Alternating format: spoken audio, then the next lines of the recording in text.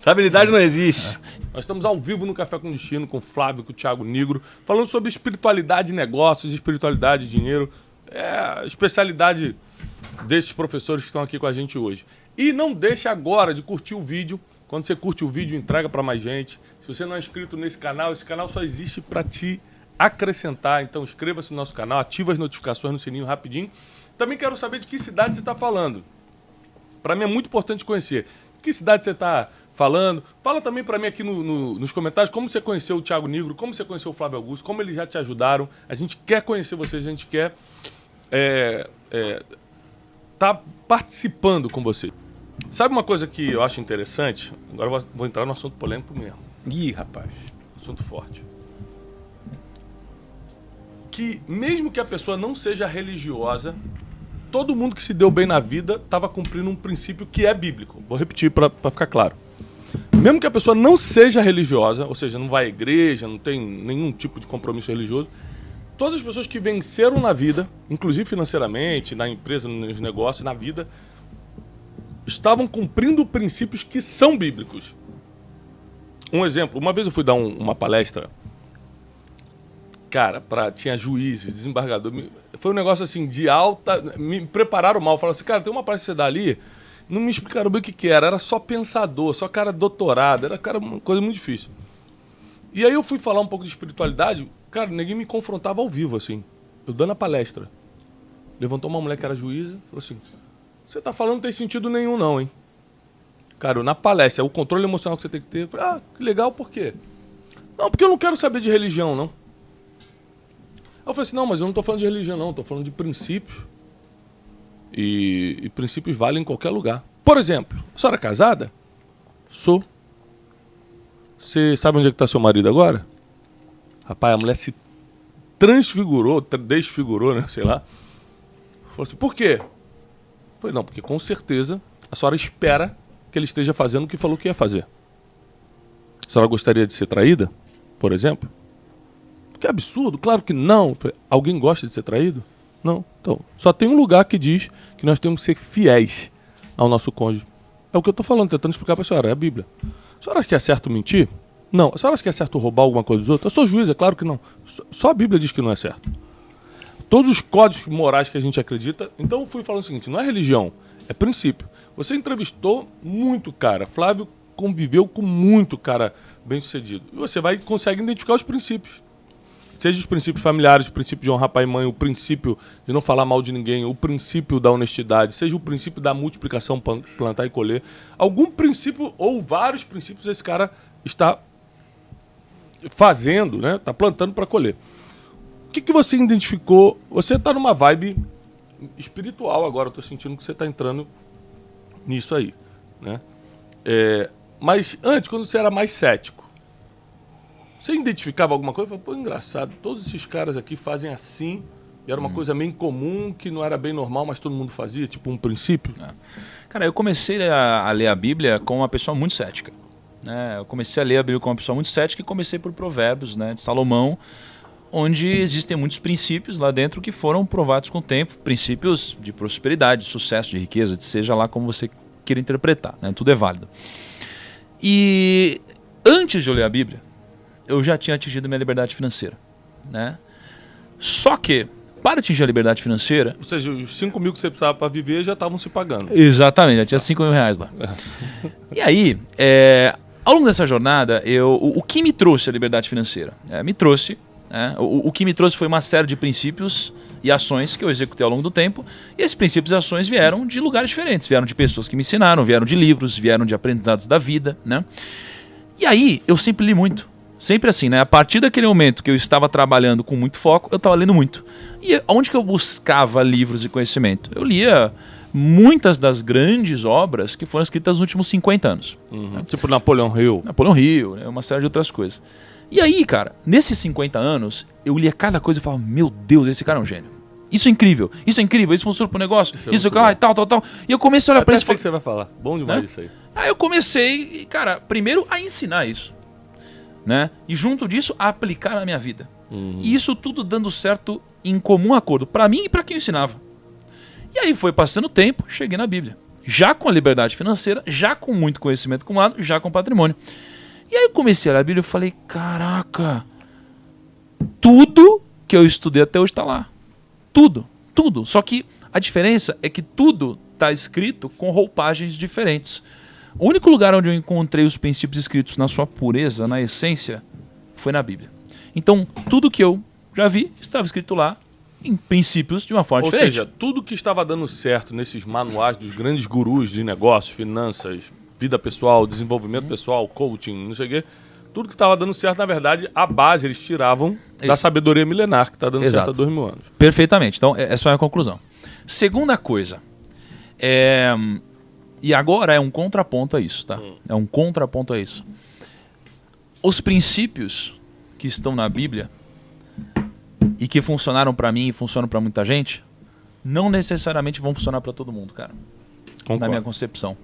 Isso daí foi uma chave que virou quando eu li Eclesiastes. Porque Eclesiastes está deixando muito claro o seguinte, cara, o mundo é injusto, mesmo os sábios podem ter um desfecho ruim, mesmo os ímpios podem ter um desfecho bom, logo tudo é como o vento, é como correr atrás do vento. Isso daqui me virou uma chave e me deu a clareza de que não necessariamente você seguir os princípios corretos vão te trazer prosperidade, riqueza e liberdade financeira. Então, isso daqui foi uma chave muito forte que virou na minha vida. Agora, acredito que esses princípios aumentam as suas chances de chegar lá. Isso sem sombra de dúvidas. Eu conheci o Negro... Qual foi aquele ano que a gente se conheceu em Orlando? Vai vir uma revelação forte. Vou fazer uma revelação vai vir forte. algo Acho forte que aí. faz Bruno, uns rapaz. 5 anos. Faz uns 5, por aí, né? Se foi em 5 anos, 2016, talvez. Por aí, cara. Não, porque o estádio Foi novo antes? já estava pronto. Acho que foi 2017. 2017? Foi no estádio novo, não 7, foi? 8, Foi. 9, 10, 11. 5 anos, mais ou menos 5 anos. Você produziu o Código da Riqueza, foi ali em 2016, 16, É. 7, né? Por aí. Eu conheci o Negro... a primeira vez que eu encontrei o Negro foi... Ele estava produzindo um documentário. Aliás, muito bom documentário, excelente documentário, chamado Código da Riqueza. O que ele fez? Ele pegou... ele entrevistou várias pessoas bem-sucedidas, pessoas que construíram grandes projetos, prêmios Nobéis. Ele pegou assim, eu não sei o que eu estava fazendo lá naquele meio, eu estava no meio dessa turma, não é? Sou E humilde, ele, sou e humilde. ele, Eu sou humilde. eu sou o Flávio Augusto. Eu tenho 20 bilhões na conta, mas não sei por que ele me chamou. Tinha tanta gente maior. E ele foi lá me entrevistar. E chegou o Negro, eu conheci o Negro nesse momento. E aí ele me explicou qual era o objetivo do... É dose, né, cara? Eu tô levantando a bola dele. Ele vai cortar daqui a Perdeu o pouco. respeito pelos professores. Aí é o seguinte, cara. Qual era o fundamento do trabalho que ele estava fazendo? Ele queria ver o que existia em comum entre todas essas pessoas. Se existia ali um código. Ele queria ver o que existia em comum em todas essas pessoas. O que ele observava de princípio. E aí observe o seguinte. Cada uma dessas pessoas tinha uma fé diferente. Talvez tivessem pessoas que crescem em Deus, outros até que não crescem em Deus. E pessoas que eram religiosas, outras que não eram religiosas, mas o que aquelas pessoas tinham em comum é que elas tinham atingido um determinado resultado, e o que ele estava investigando era se existia alguma coisa em comum entre essas pessoas. Primeira, vou te perguntar, vou tomar aqui o... Por favor.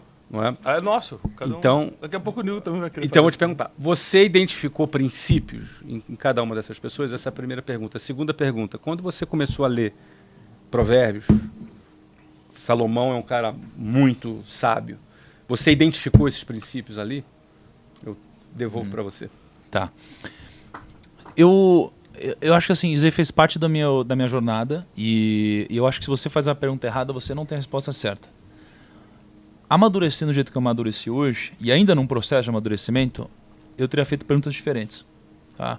Por exemplo, eu não perguntei para ninguém o seguinte: você acredita em Deus? Eu não fiz essa pergunta. E talvez abriria um mar de possibilidades para outras perguntas. Talvez isso fosse relevante para você naquele momento. Talvez, exato. Mas, dentro do que aconteceu de fato, cara, eu encontrei muitas coisas em comum. Né? A palavra mais citada por todos, e todos que eu entrevistei ou eram bilionários, ou eram prêmio Nobel, ou moviam multidões, foi resiliência. Foi a palavra que eu mais ouvi de todo mundo. Resiliência, né? É você se adaptar, é você fazer, é você ir pra cima, é atitude. Foi a Continuar coisa que eu mais ouvi. apanhando, mas continuar andando. Exatamente. Então isso aí foi a coisa que eu mais ouvi, né? Quando eu olho para Provérbios, em Salomão... Rapidinho, posso só fazer um adendo bíblico aí? Você sabe que a maioria das vezes que Deus aparece falando com o homem, ele fala algo que está ligado à resiliência. Ele fala, não temas, não desmaie, não desanime, eu sou contigo, não pare. Assim, muitas vezes Deus apareceu para grandes homens, Josué, Moisés, Davi, para os grandes homens, para falar exatamente isso. Seja resiliente. Se a gente fosse botar numa linguagem atual, seja resiliente. É o próprio Deus falando com as pessoas. Perfeito. Então sim, teve muita coisa em comum, muita. Eu percebi algumas coisas, assim, e muitas presentes na vida de Salomão. Por exemplo, o ambiente. Então assim, uma coisa que eu vi é que as pessoas de muito sucesso já estavam cercadas de outras pessoas que as supriam em várias áreas e pessoas muito boas no que faziam.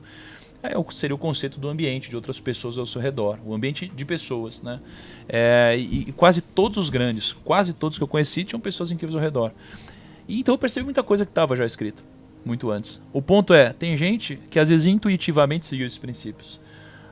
A sacada é que se você se depara com esses princípios, você não precisa apanhar tanta vida para descobrir qual é o caminho. Cara, isso é muito bom. Entendeu? Essa já era a tua busca, não era? Essa é uma busca. E aliás, olha o que aconteceu. Eu tenho 31 anos. Eu atingi minha liberdade financeira muito antes da média.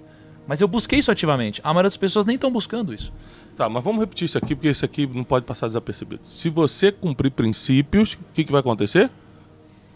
Você vai diminuir muitos problemas da vida. Se você se depara com os princípios, antes de tomar todas as porradas possíveis da vida para entender quais são os caminhos que você não deve seguir, você sofre menos. Exatamente. Quando é que começa o sofrimento? Numa decisão, uma situação difícil, você escolhe um caminho. Aquele caminho vai ser de sofrimento. Mas se você já tivesse pautado nos princípios, você fala assim, cara, eu quero entrar por esse caminho. Mas eu sei que bate de frente com esse princípio aqui. Então, os princípios são preventivos. São preventivos, sem dúvida. Cumprir princípio depois que você fez a droga, já tá feito. Você vai ter a consequência cumprindo o princípio. Aliás, a consequência é parte do princípio. Exatamente. Então, isso que é impressionante. Por exemplo, eu tenho 4 filhos. Eu procuro passar para eles, acima de passar a religião, nós somos cristãos. Então, acima de passar a religião cristã, passar os princípios. Por exemplo, honrar pai e mãe é um princípio cristão. Mas serve só para cristão? Você acha que o budista lá no Japão acha errado honrar pai e mãe? Não, honrar pai e mãe não tem nada a ver, não. Não existe. Cara, todo princípio milenário... Estou escrevendo um livro sobre isso, Códigos Milenários. Como eu fui rejeitado na Bush, estou lançando por outra. Cara, temos algo em comum, hein, Bruno? Temos algo em comum. Caramba, não, 1 milhão de livros vendidos não foi suficiente para convencer. Não, ele falou, se fosse 1 milhão e 100, a gente conversava. Códigos Milenários, onde eu explico o seguinte: 10 princípios que fazem parte dos códigos bíblicos, mas são cumpridos em qualquer lugar, em qualquer sociedade, em qualquer tempo, em qualquer geografia, e não tem nenhuma lei contra. Falar a verdade. É bonito no Japão, é bonito na Itália, é bonito há 400 anos atrás e daqui a 100 anos vai ser bonito falar a verdade. Ninguém vai achar, falar a verdade é ruim, cara. Não tem lei contra você falar a verdade, não tem lei contra você honrar pai e mãe, não tem lei contra você não querer se levantar contra uma autoridade, por exemplo.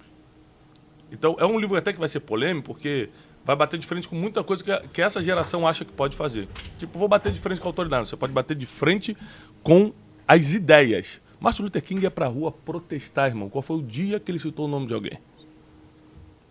Sabe por que a carreira dele foi bem sucedida? Ele marcou a história, o único cara com feriado nos Estados Unidos até hoje? Porque ele lutou contra uma ideia. A ideia do racismo, a ideia da segregação. Ele não lutou contra uma pessoa. Então, quem cumpre os códigos milenários e os princípios, vai longe. Assim, não tem limite para esse cara. E aí isso é independente de religião. Né? Isso é independente de religião.